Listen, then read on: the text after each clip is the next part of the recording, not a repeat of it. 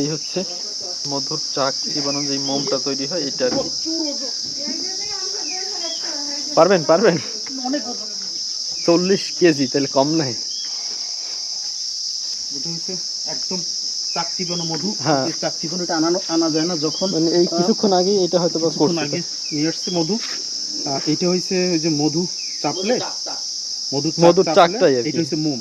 এই মোমটা দিয়েই চালের মোম পালিশ, স্বর্ণলঙ্কার যারা তৈরি করে তারা যে মোমটা ব্যবহার করে এই মোম, এবং আমরা যে চাল খাই দামি চাল, যে চালের ভিতরে মোম পালিশ থাকে, এটা হচ্ছে সেই মোম। এই হচ্ছে চাক চিবানো, চাক চিবানো হয়েছে মোম, একদম রিয়েল মোম এইটা। এইটা তারা বিক্রি করে। আর এইটা হচ্ছে আমাদের পাশের লাইসেন্স। আমরা যে মধু আনছি সেই মধুর লাইসেন্স হয়েছে এই বন বিভাগের পারমিট। আমরা মধু সংগ্রহ করি মূলত একদম সুন্দরবন থেকে। আমাদের বিশ্বস্ত মোগল ভাই আছে, তার কাছ থেকে আমরা এই মধুগুলো সংগ্রহ করে থাকি। ভালো থাকবেন, ইয়োলো চিলির সাথে থাকবেন। খাঁটি মধু পেতে হলে ইয়োলো চিলিতে নক করুন।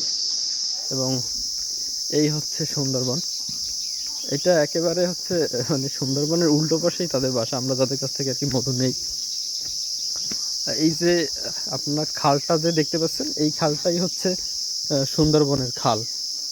আর ওই হচ্ছে ফরেস্ট অফিসের যেই পোলটা দেওয়া থাকে, বা কাঠের ব্রিজ বা কাঠের পোল। আর এই যে নৌকোগুলো দেখতে পাচ্ছেন, এইগুলোর মাধ্যমেই হচ্ছে মধুটা তারা সংরক্ষণ করে ভিতরে গিয়ে।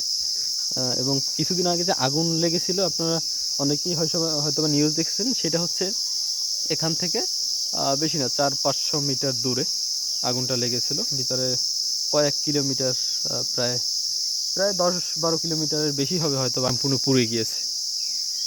তো এটাই, যারা আমাদের কাছ থেকে মধু নেন তাদেরকে আমরা এতটুকু গ্যারান্টি দিতে পারি যে না, আমাদের মধুগুলো অরিজিনাল হয় আর কি।